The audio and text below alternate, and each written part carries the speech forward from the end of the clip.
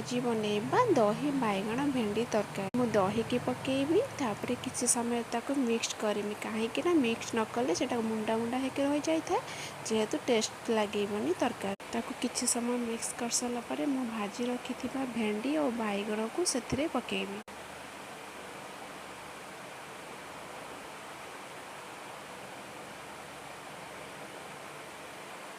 भेंडी बैगण को पकईकि से मु दही रे मिसई देबी।